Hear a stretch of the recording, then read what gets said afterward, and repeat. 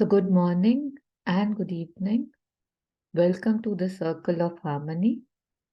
And as we know that from the last two sessions, not 2 weeks because we had breaks in between, we are exploring the topic of self-worth. And by self-worth, we just don't mean, how we value ourselves or how we place ourselves in general in a superficial way as it's usually taken. But I had actually wanted to explore for myself in general, why do we get moved by the outer so easily? Even when we can see that what is happening has nothing to do with me. And yet, if there's someone who's passed a rude comment, if there is someone who I'm seeking approval of and they give me, they don't give me that. If I want attention and I don't get that, small things, there is a movement in the being, right? Small or big. So, yeah, so just, wanted to explore that because there's movement all the time, everywhere, right? Like, it's said that it's a Bhav Sagar, right? So, Bhav Sagar means a big ocean.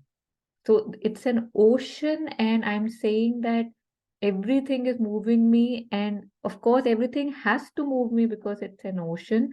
But is there a way in which I can find something so that my movement starts, becoming less to becoming non-existent, if possible? So I was speaking, it's like, how do I do that? Like, it's like either I am fully submerged in the movement, like if I'm fully in the ocean, I'll be moving with each and every wave, or maybe I find a plank and I'm still moving and yet it's affecting me less. I can find a boat, right? Again, less movement. I can find ships again, much less movement and yet in the ocean. Or maybe I can become an island, right? That doesn't move, but it is in the ocean. So just exploring this with all of us. And just a reminder that this is a sharing circle. It's not a talk and there is no speaker ideally and there is no attendee. So if there's the possibility, if we can keep our cameras on, if it's convenient, and hopefully today would be the last session on this topic. So, and let's make it as interactive as possible so that we can move something within, right? I mean, if we just keep hearing things, listening to things, or reading beautiful things from who said, what said, when said, it doesn't make a change in us. So, just beginning this session with an aspiration for more suppleness, grace, light, vision, so that some things can move within me. I can be more than what I am right now, or less, depending on how I'm seeing things. So, invoking the grace, presence when we start this session, as we start this session. Yeah, thank you.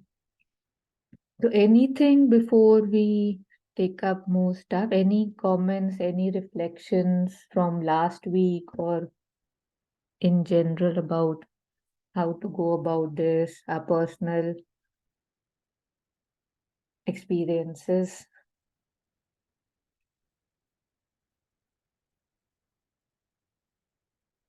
Okay. So I was thinking that we have not yet even looked at the poem, that was written for this. So maybe we can just go through those lines once and start the discussion from there. And I don't see it. Just give 1 second.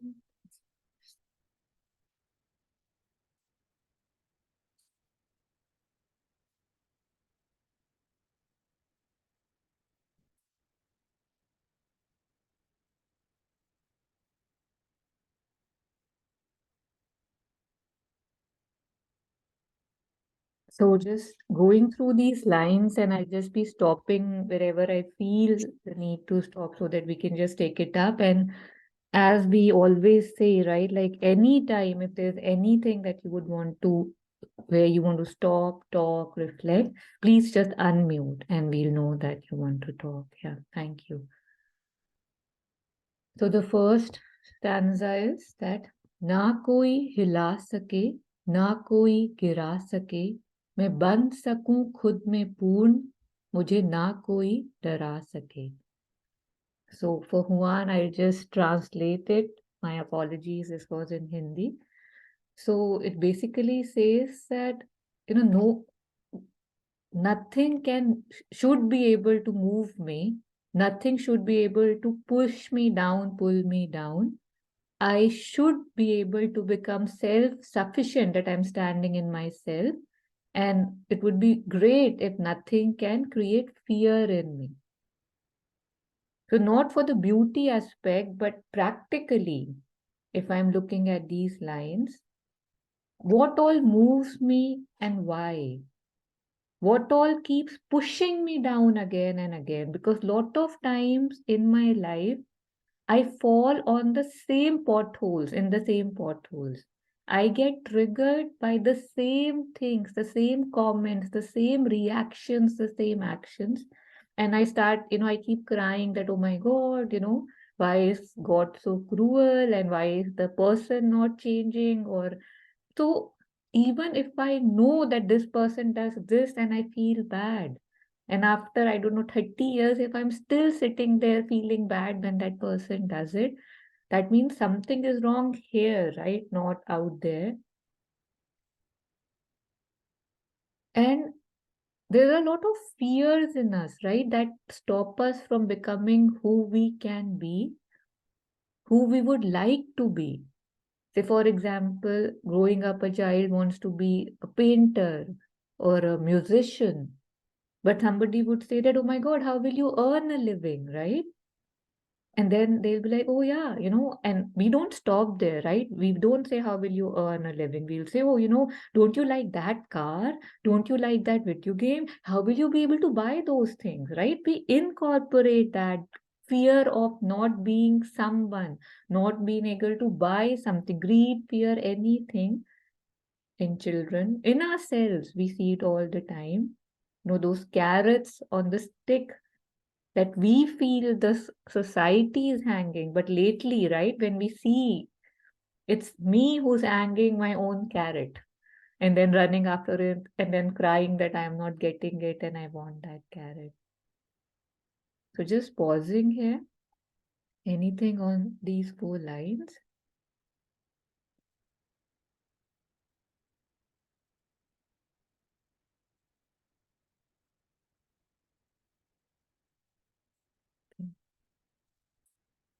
So since we wanted to make it a bit more interactive, see, right now we are sitting, right? It's a safe space and everything is fine and courteous. And if I just point out, like, I don't really, in the sense, we meet here and then we go our own way, and I could be nobody. And yet, if I just take your name, say if I say Birren, or if I say Charu, I say Shilpi, I say Jagan, and I say, what's wrong with you? Right? What is the movement that I see? Is there something that changes if I actually just take the name and just say anything that's like suddenly not what I usually say, something that can hit me? So if I could just reflect on that for a minute, that when somebody says anything, what in me moves and why? What do I see? What movement is there? If I can reflect on it, and if there's anything that we would want to share after we reflect, that would be good.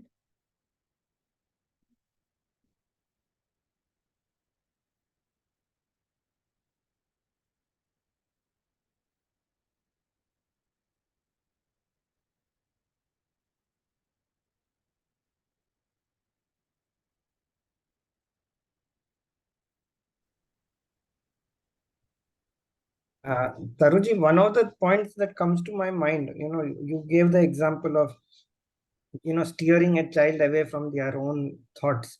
But primarily, it's actually insecurity is driven through generations. Actually, the parent themselves is insecure because they have not explored a life, that's in line with their own highest spiritual or, personal abilities. So, and then their own parents have never been in tune with that. So it's a pattern that has been transmitted through generations, and nobody has. It's a rare person who can break past those patterns. Let me put it that way. Uh, it requires enormous leap of courage to, uh, believe that I can make it on my own with my own abilities with no help from anybody. Um, that's my personal thought, that it requires an enormous leap of faith to do that, and not many people have that. So they just continue with whatever happens around them. Just my 2 cents on this. I No, don't know if no, it's right. thank you. I really appreciate it. And that's why we are here, right? That all of our 2 cents can become $1 and we'll be all rich. So that would be good. So, Virenji, there's one thing that a lot of things, honestly, almost all things, like everything I would want to say is about me. There is no we here, right? There is no in general here. Because right now, if we are here, we want to look at something and we want to hit it and we want to, crush it, or we want to take it out so that I can move beyond it, right? So, absolutely agreed that by nature there is something called generational trauma. There are generational things that are carried on from generations, and just like we get, in our parents' will or something, we get things, right? We get property, we get whatever it's called, inheritance actually. Just like that, we inherit these things, right? Like, okay, my father was like this, and even if I might not like it in him, I see myself having the same thing. I had shared this once here, and again, not happy to share it, that I, while growing up, had someone in my family who would suddenly, out of frustration, hit themselves, when I was a child, because they were so frustrated. And I used to be like, oh my God, what is this person doing? Are they mad? And my heart used to pain. And once, when I was feeling so frustrated, and it has happened three, four times, not even once, to be honest, I hit myself in front of my child.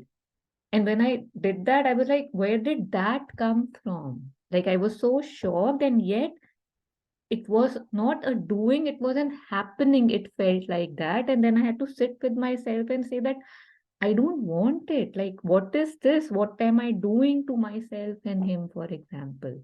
So I'm sharing this just to say that, other than the things that one can think of, that what kind of a person would do that, a lot of time things are just living in us without even us realizing they are living in us. So if I, but the beautiful thing is that it can stop with me. Just because 10 generations suffered before me, for example, or 100, the next 100 don't have to suffer if I stop it. And there's this beautiful discourse by Thai Thich Nhat Hanh, the Vietnamese monk, and he goes as far as saying that, say, if I say, okay, I have already had a child, if I change me, how would it change? But he says that if I change myself, it gives peace to my generation, the ancestors that have gone, and in my generations to come, it defies genetics and it changes. So it's not that if I've already passed on my genes now, it doesn't matter. So the crux of the matter is, if I change, if I stop, if I see something, and if I stop, it will change. And this is why, the path of yoga is very important, because it gives us the tools to stop, to focus, to become alert, to become aware, to see what's wrong, what's not, and then I can change, right? So that I can be one drop of poison less. So yeah, I just got a message from Deepa. She has to leave soon. Deepa, I know you unmuted. Would you like to please share what you were sharing? Yeah, I think it's along the same paths that you spoke about. I felt like, for for a really long time in my life, there's been this mental emotional circus around this fact of wanting to be loved, right? We do so many things and so many activities which are focused on to be liked and to be loved. And while I had a very loving childhood, my parents were very loving. I think still you do activities, you pursue certain academic interests, you pursue certain professional interests only so that you get that approval from your parents as well, right? So this carried on, I guess, even after marriage, and so many, I feel like so much time, so many hours have gone behind, am I loved enough, behind this pursuit. And sometimes it's brought joy, sometimes it's brought happiness, and a lot of times it's brought us frustration, anger, and disappointments. And just the other day, when I was reflecting, I realized that, was this my highest potential to be loved? Um, is this, if I was loved to that extent, is this my highest achievement? Or should I have pursued something much higher? Or should I pursue going forward also something much higher than this? Um, it seems like going in circles over here when you follow this whole emotional mental drama, this circus. I just felt it was so pointless and I just kept going in loops. Um, while I guess I had so much more potential to do something much more than all of this, right? I mean, we do pursue a lot of interests, we do pursue a lot of activities which are fruitful, but I still feel that I could have cut down on so many distractions and so many unfruitful activities here. And I think this was probably the crux of whatever you spoke about, that resonated for me.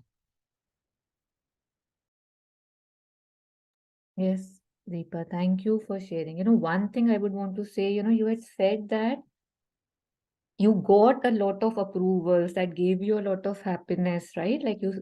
And that's what we do, right? We start being very happy whenever we get a look of approval or love, right? Because I did something right, I get that approval. But I feel, like there is this, say, this is a device, and this is a surface on which I'm keeping this.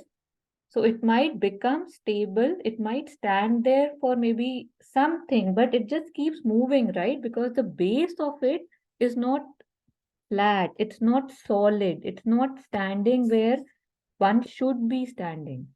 So although there is joy in that approval, it's very unstable, right? I do one thing right, I get, oh, very good, beta. And I do the other thing not right, and it's like, what's wrong with you, right?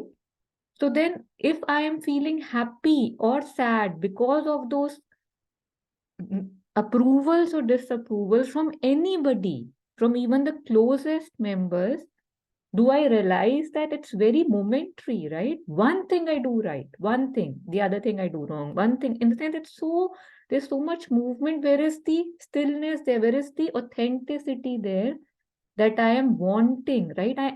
Everybody wants something's lasting. And there's nothing lasting here in the way we are seeking this from outside and the way it's given.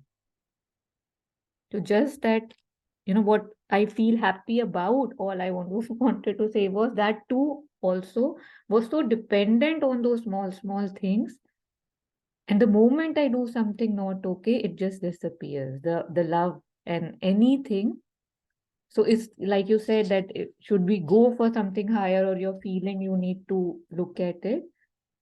So the answer is yes, more definitely for all of us, right? That Yeah, it feels like you have to break this loop. You know, it when I speak about this, the image that comes for me is like the hamster in the cage who's keeping on running on that wheel. It seems, for an outsider, it seems so pointless, but sometimes when you're in that loop, you don't even realize what you're doing. So for the hamster, he's just going running, running, running, and it is moving. It is fun. It is stimulating. But at the end, you wonder as an outsider when you're looking at the hamster, what the hell is he doing? And I guess we have made, and it's actually not so much about others as much as it's about ourselves, right? We've made this cage, we've made mental, emotional barriers for ourselves.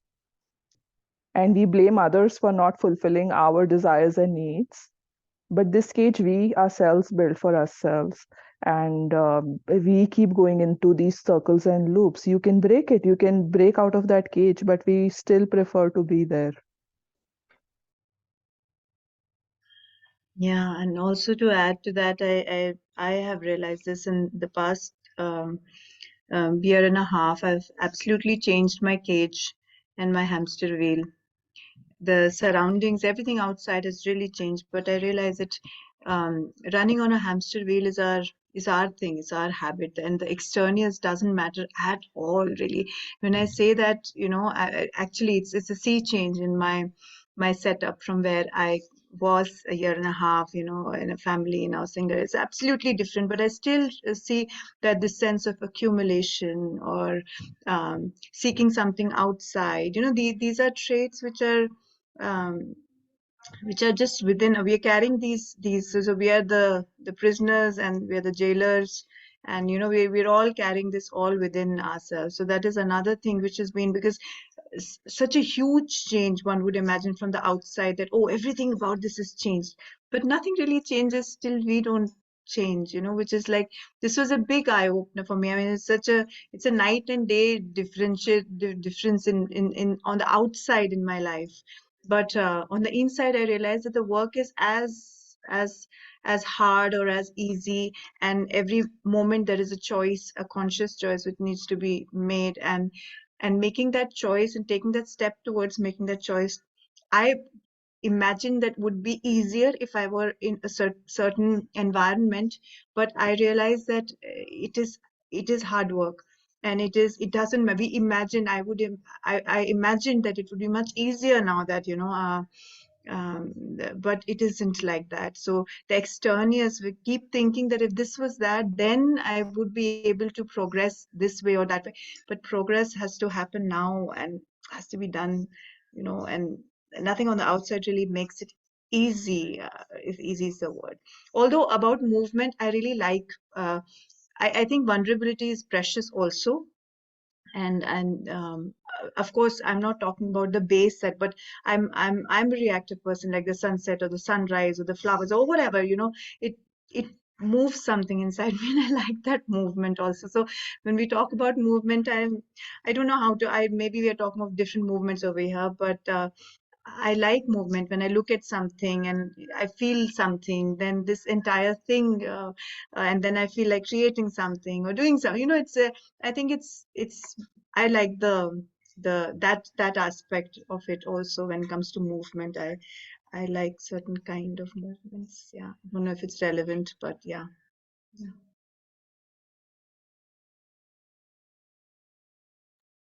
Yeah. Thank you, Shiv. A very, again, important point, how we were discussing in the beginning, the analogy of this being the Bhav Sagar, the ocean, and I am in my plant, my boat, my ship, and I'm saying, why does it affect me? So if I'm changing my situation, it's more like I'm changing my boat, right? A similar boat mostly. And I feel things would be different because when I'm looking at things from outside, it feels people in that boat would be better. That boat seems stabler. But there's this quote, na, ke if somebody is wishing, I wish I would go on Kailash, I wish I could be on Kailash and all, but I would go on Kailash. So this mind, this brain, this movement will go even if it goes on Kailash. So if it has to be still, it can be still in the market. And if it has to move, it will keep moving, or rather, maybe even move more if I'm on a mountain top. So that's a very beautiful realization, a very important lesson to learn. It's me. And the hamster wheel, the cages, the limits, the walls are created by me. But then I cry that, oh my God, I'm imprisoned, or this wheel doesn't stop. Why is God like this? Not realizing, like Deepa was saying, right? We have our own set images of how things should be, how people should perceive me. So if I'm saying something bad about you, something that's not okay with your self-image, you'll suddenly react. Suddenly something in me moves. Why is that person saying that? because it doesn't comply with how I would want you to think about me. Do I see that? That it's not the other, it's me. But yeah, please, anybody else?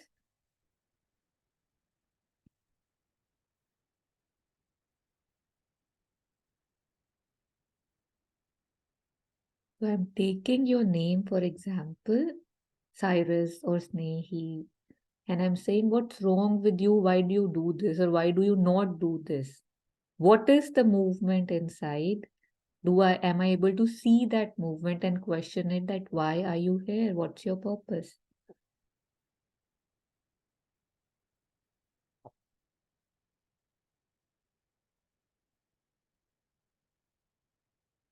No movement. Very good. We are all islands, no ship, no planks, no boats. Okay.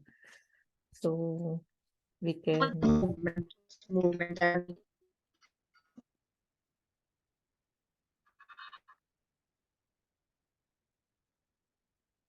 I heard something, but I didn't see anybody unmute. Is it my connection or?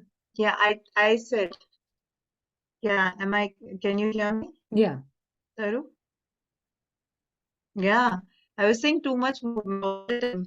Even that day, I remember I entered the meeting a little early, and you were saying something about I just felt a little movement when everybody's here, no, not here, something.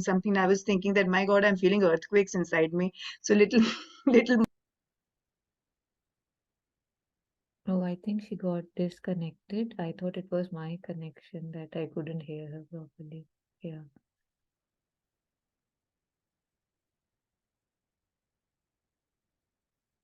Yeah, you please continue. We are waiting for you. So you Sorry, felt, sorry, I yeah, discontinued. So either so much movement that my internet connection only went away. yeah. Sorry. Coming back, yeah. So a lot of movement. I feel all the even if you say something like that, I feel even physically. I can tell you, I feel that emotion somewhere over here. Suddenly, oh, what's wrong with you? And I can feel it, tuk, something shrinking inside. In the body. I feel that reaction, and then of course you take a deep breath and whatever. But yes, the instant in that very instant there is a physical reaction, there's an emotional reaction, there is a mental reaction, and it is very much there. Yeah.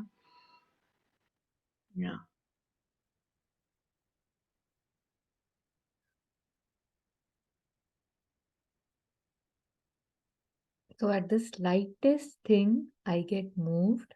There are earthquakes, tremors, whatever. So I must sit with myself and question that why is this movement being allowed inside me? I step on something which is, say, maybe my neighbor's yard, and they shout at me that stay on your side. I'm in the market and somebody is rude to me. I get, I don't know, in a taxi and the driver doesn't smile. I go to a restaurant and the hostess is not welcoming. I call someone and they don't appear to be paying attention. Smallest things. And I say, oh my God, what have I done? Or why is he not smiling at me? People that don't even know me, that I'm not even connected with, that have their own lives, they're fighting their own wars. And yet I have this tendency to take it on me. So maybe if I see the, how they say, vyarthata, the absolute redundance, the unnecessity of me taking on things, I already have so many things that I need to work at. The important things, the true things, the real things, which are the source of my misery, for example. But if I am not free to attend to go to those roots, if I'm just on the surface being, poked by everything, how will change happen? Change will happen, but again, it will take a long, long, long, long time. So if I've done that enough, if I can now question, or whenever I see this movement, if we saw something today, if not, if we can, maybe we can just bring ourselves back, right? It's not about me, for example. That's a both superficial level I'm talking about. Of course, we can go much deeper. But yeah, there is a possibility that the outside, starting from these superficial things, it doesn't move me or moves me less. Yeah.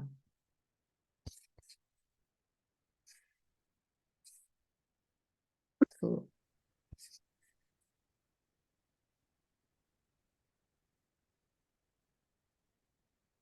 Um, when Deepa was talking about about going into that circles of needing love or giving love, and we are always either we start first we need love, and then we kind of realize that maybe the answer is to give love, and not need it. But as you walk along, I think like I think Ramdas has talked about it quite a lot. Something that resonates. It's not neither about giving or receiving. It's about being love. It's neither about going on a retreats and really chasing peace, or kind of going into that commercial loop of finding ways of kind of having establishing peace. It's about being, right? And I think that has also really helped me in viewing my movements. Of course it happens. In fact, I was talking to Monica the other day only that it's so frustrating that it keeps coming so much, and you feel that I think it's any other discipline in life, whether it's being a nuclear physicist or something like that, it's still so easy than to really conquer my own self, which we are all here to do. Because I think it takes lifetimes, even more than that. I don't know, but because the lower nature is such that it keeps showing its face, and you have in the phases, you have this kind of this time when you feel, oh, I'm getting better. I have those phases where I say, oh, I'm getting better now. It's good that I was relaxed, and suddenly it will show up so badly. You'll be able to step back maybe 20 times, and then the one time. So, I mean, it's a journey, and I think the best way is not to just really get upset. And I think that's an advice that I keep telling myself, because I think sometimes I have too much over expectations from myself, and it even though expectation doesn't need to be bad always. We always think about expectations that they could be sometimes good expectations, that I have to sit down for a meditation every day for an hour, like for myself. And when it doesn't happen, when life really takes a toll, when like you're very busy, you have a new job, you're doing something, and then also you're pressuring yourself to do or read Savitri every day for half an hour doing something, I think that's equally bad, I feel. Because any kind of expectation that you're putting yourself up to, that pedestal that we put ourselves up to, and then keep matching ourselves, is quite is not ourselves. So I think to know ourselves is to really become that love, that really that, and be very gentle with ourselves all the time. Yeah, I think it was just coming into my mind, that thing.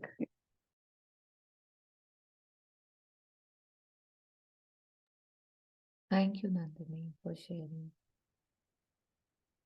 It's very beautiful. Once I heard that, we start with say, I love you. And then with time, with grace, we come to I love. We stop there.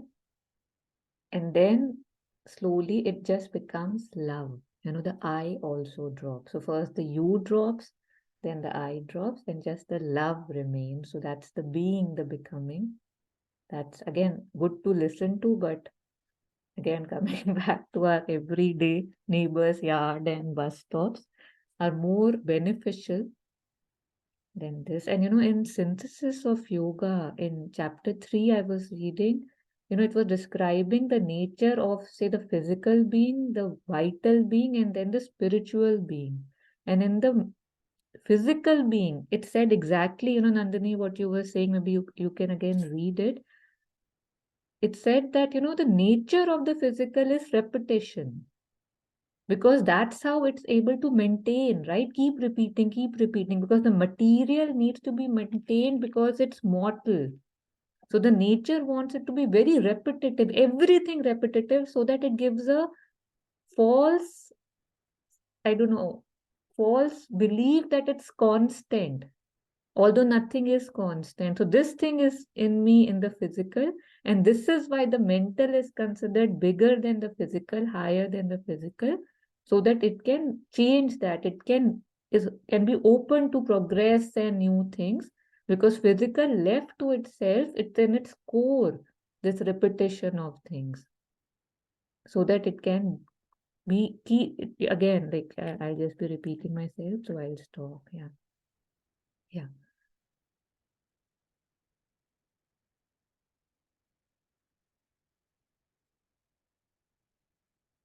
Just also that day you were talking about, you know, the psychic, the education thing that we were doing, that it starts from the outer and then it goes, you know, within.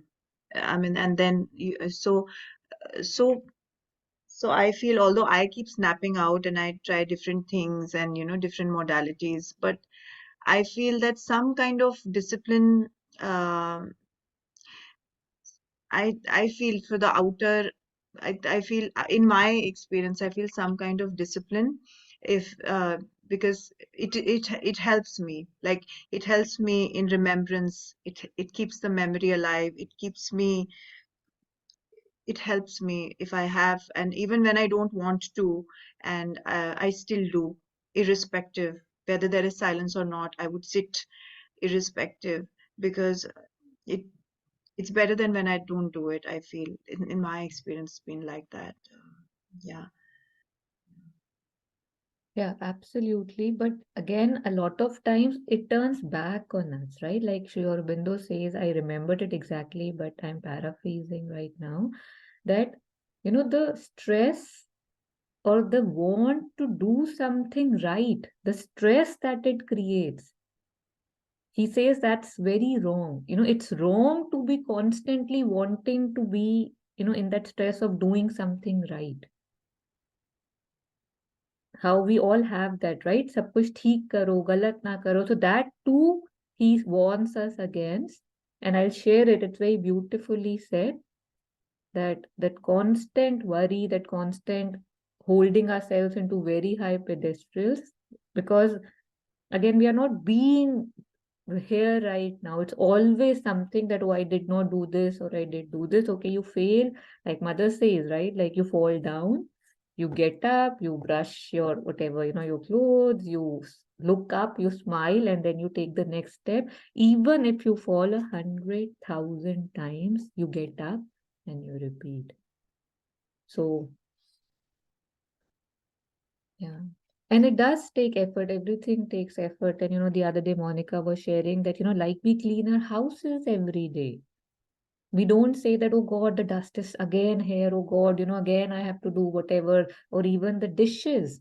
Again, they get dirty. We know they get dirty. We clean. But when it comes to us, we are like, oh my God, 20 times I might have done it, 15 times, and still it's here. Just like the outside cleanliness is a everyday thing, the inside cleanliness is also rather a every moment thing. So if I accept that, I can be less frustrated and I can be more focused. If it falls, it falls. I get up and I start again. So yeah.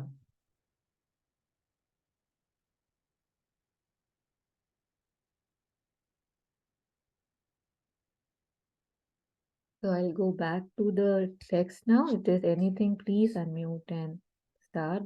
And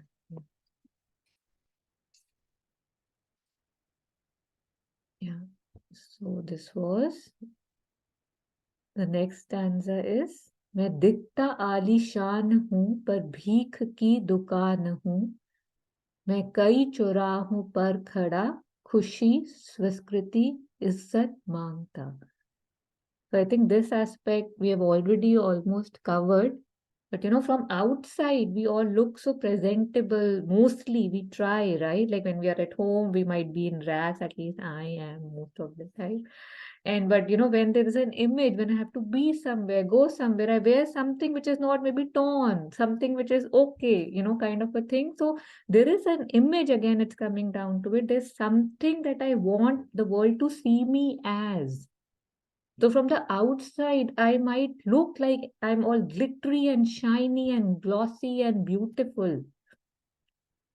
But I am, like a shop of begging. Like this is not a palace, which I look at like a palace from outside, but from inside, I'm like, a small shop that's always begging for more. And I'm standing on, crossroads so many times, begging for happiness, khushi, swakriti, acceptance, izzat, respect, and I'm begging for that. If somebody, somewhere, even a person walking on the street, give me a smile at least, right? Especially if I'm smiling at you, don't give me that nothing look. So this acceptance, this happiness, these smiles, this respect, I'm asking from everyone, and it's as if I'm standing on a crossroad and just doing that. So again, this discrepancy between who I want to portray myself as and who I am. Again, not for anybody else, but for myself. Can I see this, that I am doing this? I might, some of us might not be doing it. That would be great. But this discrepancy, we talk about dualities, we talk about oneness, we talk about equality. But at my level right now, am I equanimous? Am I not begging for things that I think give me this and that? And so much time we spend on, that palace that I want to be, that beautiful one.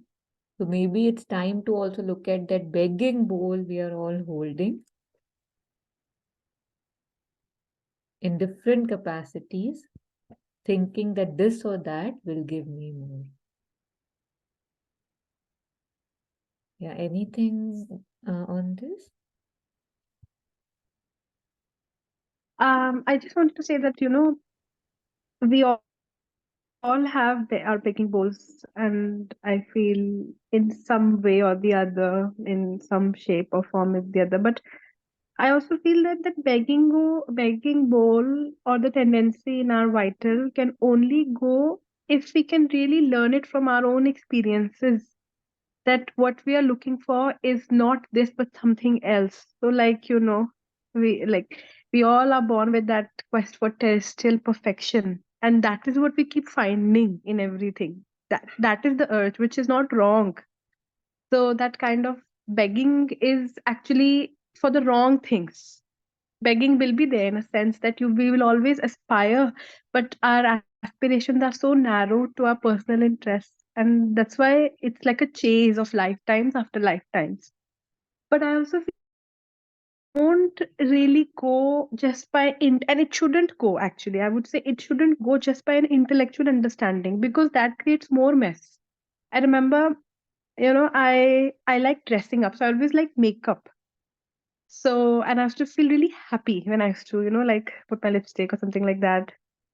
And when I started reading, I used to say, why is this necessary? Why makeup is, like how image that you have of spirituality, that this shouldn't be there. So I stopped doing makeup. I would not go and, but sometimes, like, recently, only last year, I just sat down and I said that, what is it? Why? Like, why am I not? Why I'm now? It's the dual way. It's not that it has gone. That feeling is still there. That begging is still there, but it has warped in a sense that now I'm resisting.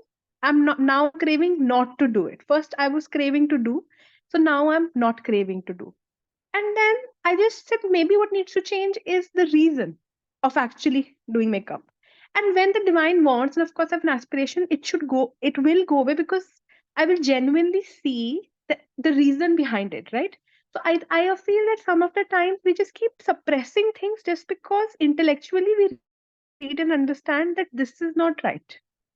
And that creates more mess, because that has to come from your experience. Because once you experience, Buddhism talks about a lot, that once you experience something, then nobody can take it from you, because then it becomes a fiber of your being. So I think that also I was thinking that begging, first of all, is not wrong. We are all begging for something that we are born to do, but we distort it. So maybe we have to revisit what we are all begging for. If we beg for divine, if we actually beg for that, I mean, it's the beautiful thing to do. But because we keep begging for different things, and that also can only go till we really realize that no, this is not what this will not give me. Like, certainly, we realize, like, for example, with myself, I still feel, I would like, if I have a partner or if I have my father or somebody else, I would still want them to talk nicely with me. It's still there. Even though I keep telling myself, no, I don't need love. I don't need that. But I would still like that, if I'm there, there's this exchange of loving words, at least, nothing more. And no matter how much I'm trying to resist with it, it's not going away. So I've stopped resisting now. At least I try not to. If it's there, it's there. Maybe that level of there. So I think I just wanted to bring that up. Maybe I don't know if I took it a little bit this thing, but that begs. Yeah, thank you, Nandini. Thank you. It's very good. And I don't know, we should stop saying that I don't know if it was helpful, because everything is, because, every story is us, and we all face almost the same things in different forms. So yeah, you're absolutely right. So we are begging the wrong things from this wrong sources, right? So beggar I will be, but let me beg for the highest from the highest. So that is an aspiration that one can have.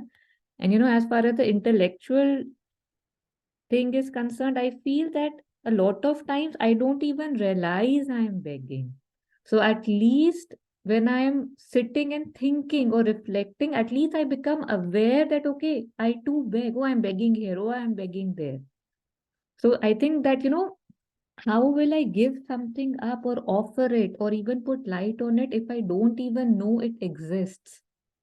So to become aware of something, I feel is a very beautiful, very graceful, full of grace thing that happens to us, that I become aware of this movement, that, oh, I'm doing this here, I'm doing that here. Do I want to do it? And yes, for a long time it might continue. But slowly, slowly, slowly, if I so aspire and there's grace, it disappears. And about, what you shared, that, okay, I still want my father or my partner, for example, to talk to me with love. And that is right.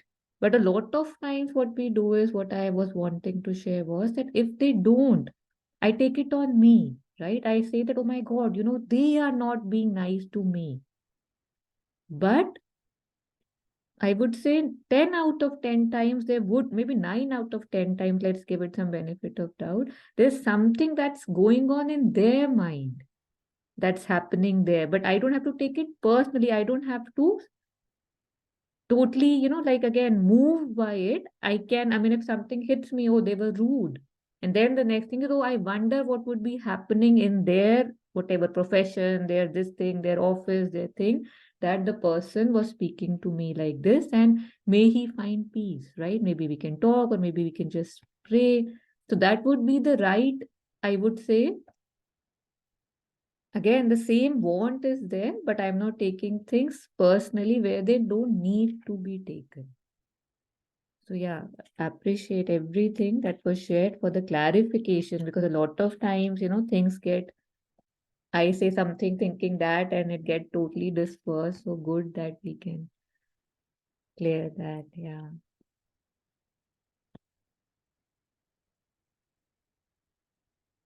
So should be carrying on.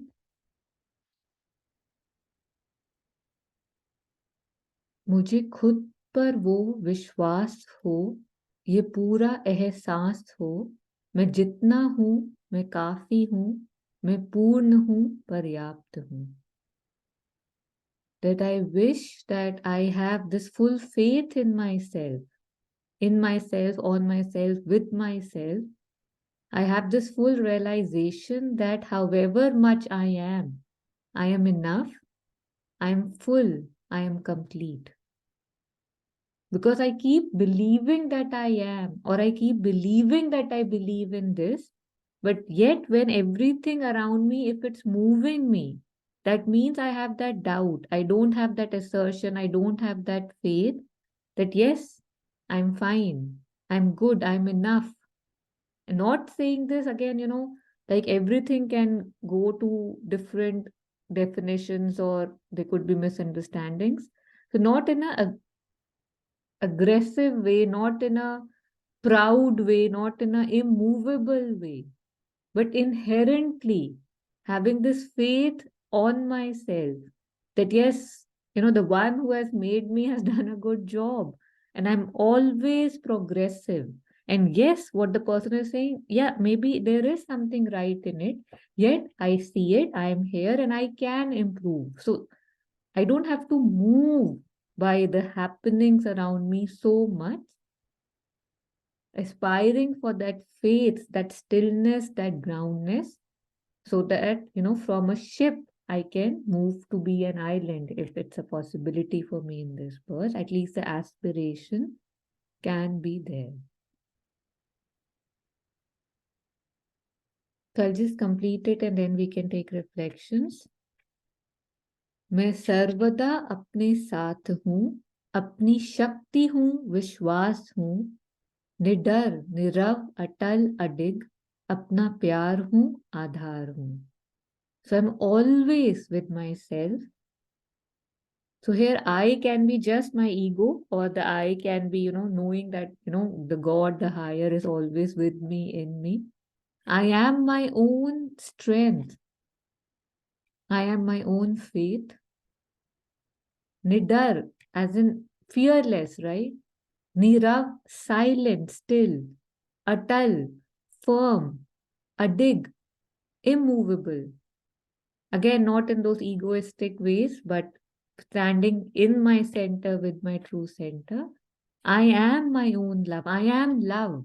Like we were talking about, I love you, and I love kind of a thing. And I am my own source. I think this was important, very, very important, that usually my sources are outside of me. Why am I happy today? Oh, the weather was good. Oh, I had so much fun. Oh, my supervisor said I did this good, for example. So my sources are outside, and that is a major problem why I am so moving. So if I become my own source, things would become much stabler and stiller. And then if there is actually some weakness, something, some improvement that needs to happen, that can happen because I'm ready to receive, right? I know myself. I consulted a homeopathic doctor yesterday for some issues I'm having, and he gave me a big form to fill. It took me 3 hours to answer those questions, and there were so many things that I was like, I don't know. And the form is about my body. So I don't even know, the basic processes of my body that, okay, when you do this, what happens? And I'm like, I don't know. I've never noticed. So just like that, just that at least becoming aware, I call myself this body. I assume I am just this body, and still I know so little about these movements and all, keeping my sources everywhere but inside. So just aspiring for that strength to stay within and operate from the right center. So Juan's camera is now on. So hopefully he'll unmute and share.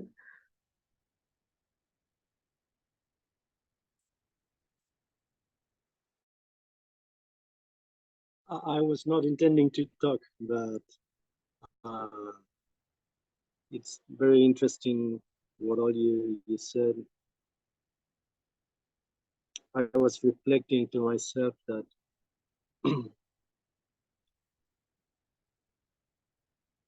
lately I have experienced some difficulties in my marriage, in my relationship,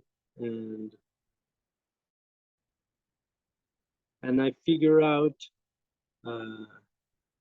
how this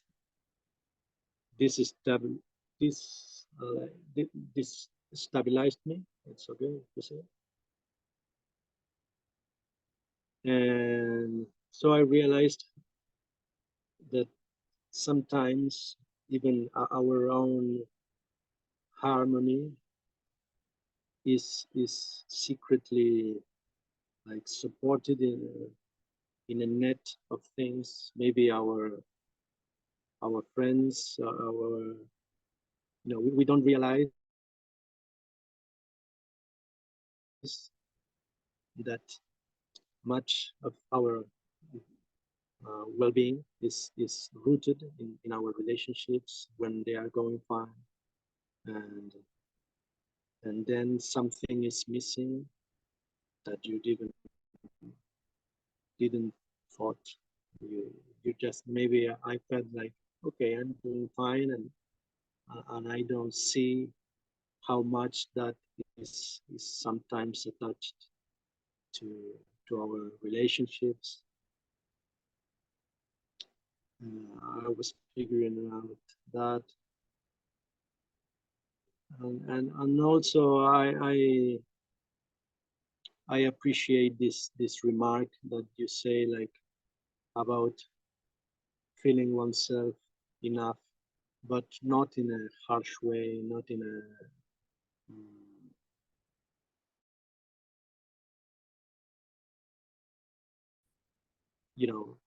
understand that our emotional body, let's say our vital, it's we cannot really force it to don't want something, or to not rely on something, or to just love and don't ask for anything. It is maybe a good idea, but we cannot force this. It will not work. If we need to change progressively. We need to help us, like to be gentle, to if we try to reach a distant goal, let's say, like, okay, I want to be totally unselfish and loving and don't expect anything in return. It's a nice idea, but if we want to get there, we should be very aware of what is really happening inside of us, and if we want our energy, our vital, our heart to to go with that movement, to make it honest, we have to go step by step and be gentle, I think. Yeah, thank you, Juan. It's like, I don't know, I was discussing it with somebody some time back, that if I'm standing with my friend and somebody comes and says something to my friend, or if my friend says, somebody said this to me, I would say, oh, no, no, you're fine, right? I would be reassuring. I would not, if somebody says something to me, I'll move. But if somebody says something to my friend who I know, I'll be like, no, absolutely not. Don't believe them, or don't, feel sad. Or if there's something, we can work on it together. Or, yes, maybe this is something you can work on. You're too sensitive, or you're too this, but you're good. Don't sway like that. I would have that much faith in my friend, but when it comes to me, I get swayed, right? So I think the least I can do is be that friend to myself who has faith in me. We know, we all have friends. We know they are not perfect, right? But we know, it's like if somebody says, oh, that person is doing this, and I'll be like, no, you don't know how hard she's working on herself. I can fight for her. But if somebody says this to me, or you're not doing it enough, I'll be like, yeah, maybe I'm not. Yeah, you're very right. I'm very insincere, and I should, you're so just that yes, having that faith that I can have in a friend who I can see. If I can also see myself, and I'm not talking about hiding things or suppressing them, but at least a faith in the inherent goodness or the progress, that, okay, I do make mistakes, but I'm coming from the right center. I mean, I would want not to make them, for example. But usually we get moved from the base, right? We become nothing. We become, yeah, so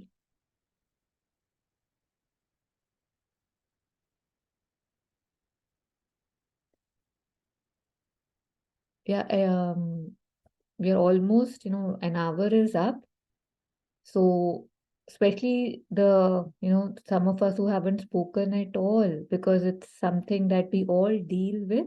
If there's anything that's coming to us, any sharing, I mean, of course, there is no must here, but if you would like to mute and maybe share something before we end, and then next week we'll take up something else. There were more things, but I think this is enough. Anything that's coming to anyone that they do, they don't do, they would want to do.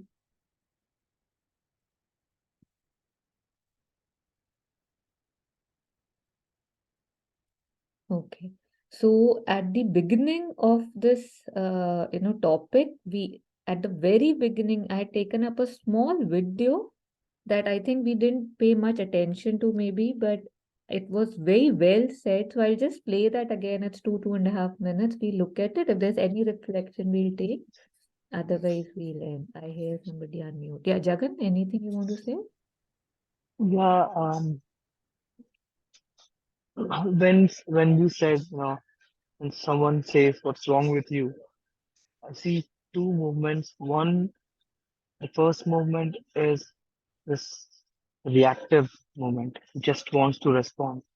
He doesn't think about the situation. He doesn't think about, you know, what's going on. All he thinks about is, okay, you called me out, so I'm going to respond.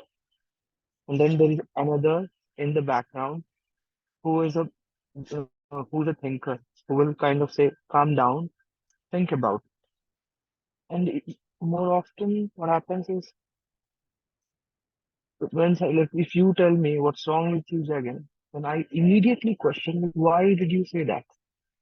And after that back and forth, then I go out, then I sit down, then I think, okay, why was this even said? And then I kind of look at the other aspects of it. So, uh, you know, what I take from this session is for me to just shut up. You know, sometimes I just need to not shut up, but quiet. Just stay quiet and not talk. Sometimes just try to so hard because I've never done that before. So so yeah, that's a practice for me. Thank you. Yeah, thank you for sharing. It's like how they say, na, कि if someone were to believe the sannyasis and pandits and all, one would believe that God has no sense of humor, right? Like I am willing to take everything seriously and everything on me. At one aspect, I might say, I'm nobody, I'm nothing. If somebody says something to me, I'm like, yeah, I'm bad, I know, I'm sorry. But if somebody says anything the other time, I would say, ye kaise bol diya? Right? I would just, so it's, I mean, there's so much living in me which is ready to react and respond at each and everything, where at so many places this is not needed.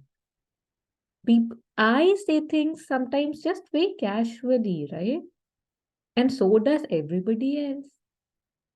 So one thing is I don't look at anything, or the extreme is I become looking at everything. So both are harmful to me, right? But again, that's why, we pray, we aspire that, make me wise, not intelligence, because my intelligence would make me, again, that over cautious, overthinking, overreactive, and wisdom would ground me. I would see everything, but I would know where to react, where to respond, where to act. Yeah. So thank you for sharing. So I'll share that with you. And of course, if anybody who wants to leave, they are welcome. The time is technically up. Yeah.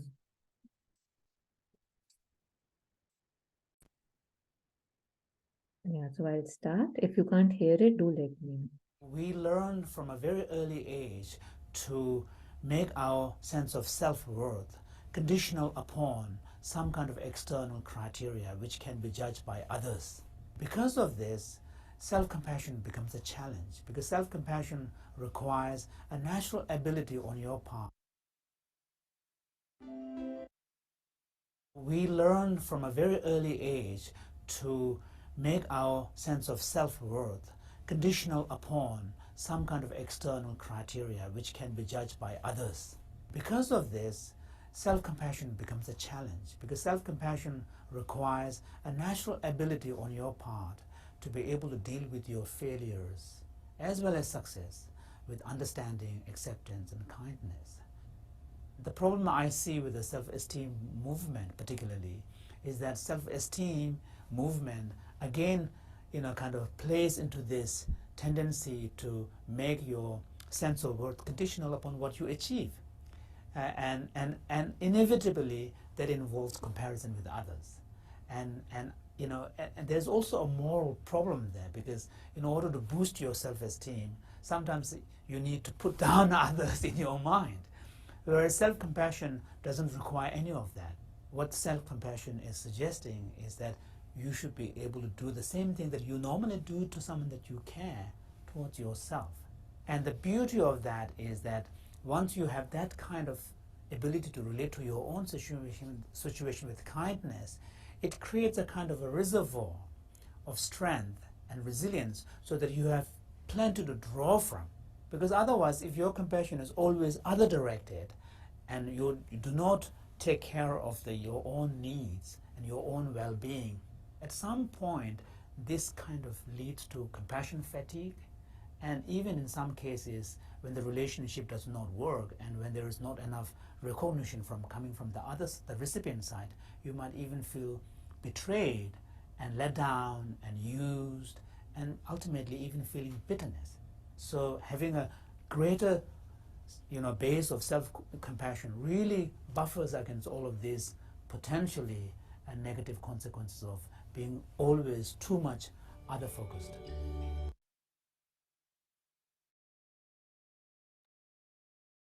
Yeah, so that's how we had started. This is how we'll end. So, how he says that usually we have an image, right? Something outside. My worth is placed outside. And that's why I end up doing so many things that I wouldn't normally do. Making so many decisions. I mean, my whole life is geared towards being accepted, being recognized, being approved, being liked, or not being disliked.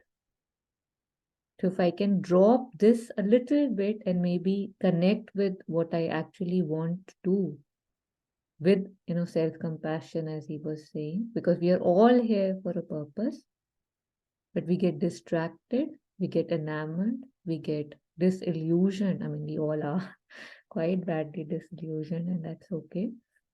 But praying for more light, at least that's the beauty of it. So yeah, any last comments we can please take, and then we'll end. Let me know if I'm audible enough. I'm moving, so if there's any disturbance, I'll just stop. No, very audible. Go on. Okay. So my focus right now in this session should be about how I could probably improve, right? For all of us, it's about that. What Nandini said about being loved, for me, this journey has been more like this is how I kind of am on this path. I've not reached there. I still get shaken by outside circumstances. But for me, it was a little like what Jagan said, a lot like what the video said. It was about being more contained in myself. When I shut the distractions, these distractions can be as simple as wanting my friend to join me for tea, wanting my husband to spend time with me. And when I shut all these distractions and just spend some more time with myself, when I shut the TV off, when I shut the Facebook off, Insta off, and I just decided that, okay, I'm okay with myself. And I always liked going out, like in terms of, spending time at the beach or going to some scenic place. All this gave me a lot of happiness. But when I went with a heart full of love, in spite of nobody being around me or nobody spending time with me, what I realized was when my heart is full of love for myself, I find love. I know this sounds so wonky, like, please don't think I've gone nuts, but when I go with a heart full of love and sit by the sea, I literally feel the love from the trees, from the sea, from the waves, from the chill air. There's so much love in things that are constant, like divinity, for example. There's so much divinity, and divinity gives you love constantly. You can be like the worst person on earth, but it does not alter the fact that you receive love all the time. But we are so focused on receiving love from things that are so impermanent. So I think focus on things that are more permanent. Don't be so focused. I think 20 years through my marriage, I was so focused on my husband and him spending time with me and giving me love. We receive, we don't receive, but whatever it be, it's so impermanent, right? So now when I've shifted the base to divinity or to, things that are so reflective of the divine, I finally find love within myself. So this has been a journey. It's been a little focused outside, like on the god, on the divine, um on the sea, on the beauty of nature, and now I find that love within myself. So now I can be, to a certain extent, being love. I don't know if it helps, but I just wanted that if somebody is trying to be on this journey, then this is how I achieved it, or rather on the path yet. Thank you for sharing. Deepna. Excellent point about always looking for things in, the transitory. And the one thing permanent in my life, the biggest permanent thing, at least materially, is myself, right? I was born with myself, I die with myself, and there's always one person by my side, and that's me. And if that person can love me, I would need much less from outside. Not that it means I don't need anybody, but again, more grounded, more sthir, more stable, more solid. Yeah. Anybody else? Taru, I just wanted to request. I remember when one of the sessions you gave us a little exercise to practice for a week. It was really nice. I really enjoyed it. I think the practice was just to come back to yourself, take deep breaths, and then we kind of discussed. Everybody shared how did they get along. I don't know if we can do it for this session if everybody's open. I personally thought it's very good because I kind of thought, okay, I have to tell the group what did I do the whole week. So it kind of really made me do it. So anything that you can suggest would be good if people are interested. Yeah, so on this topic, something that I've been working on this week, I can share it, is that, again, this thing that what hurts me or what moves me or what takes my attention away is my image, right? Just to see that if anytime anything moves me or pokes me, I usually am blaming the person, the situation, the location, right? That there's nothing outside. It's I who thought this should be this way, or this one should do this because this will lead to that and that will lead to this. My whole castles. So if I'm seeing the root in myself, that this is my perception that is being broken, this is my image that I feel is not being respected.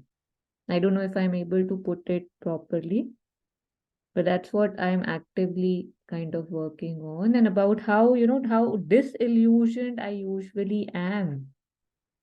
How I have been taking things, how I take things, and how even after realizing a lot of things that they don't hold any value, I still am willing to do things the way the same, how we were talking about the hamster in the wheel, that it's so difficult to come out of those habitual patterns. But for the things that I have recognized in myself, how they talk about putting things in the psychic fire. Say, for example, I was talking to a friend of mine this week, and we realized that this thing about, the boy and the girl and, these differences and distinguishes. It's a funny thing. I saw somewhere there was a small cute sharing that female anacondas, after they mate, they eat the male anacondas because for the 8 months they are pregnant, or whatever, 6 months, they don't eat, they fast. So eating their mate gives them the energy to fast for those 8 months. So the first reaction was shock in me, and the second reaction was girls rule, okay, good for you, the female is eating the male. And I was so, I don't know, surprised to see that happiness in me, that, oh, good, that the female is eating the male. So it's like after I realized that, I felt so petty, for example, how these dualities, they don't leave us.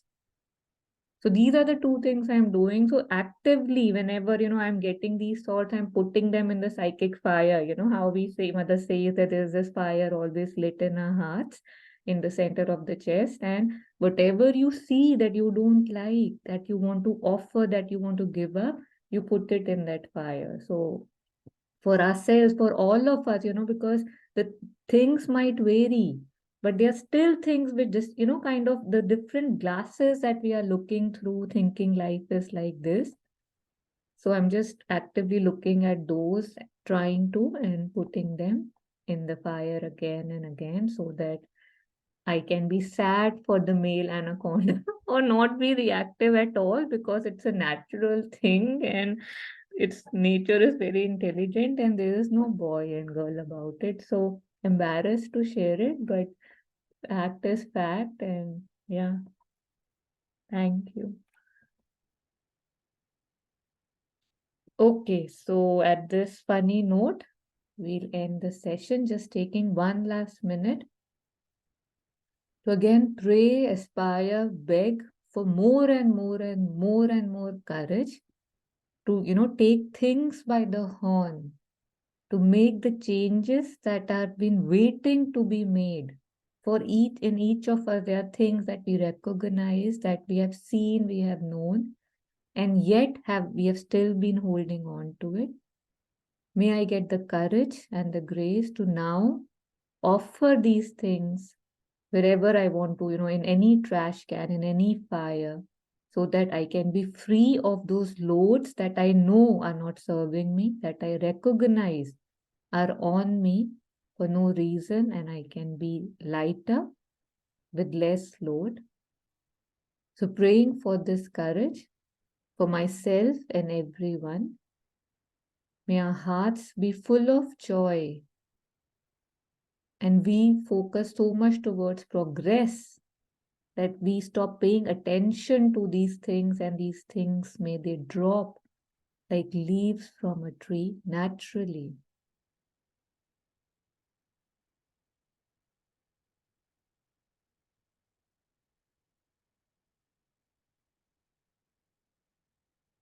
Thank you.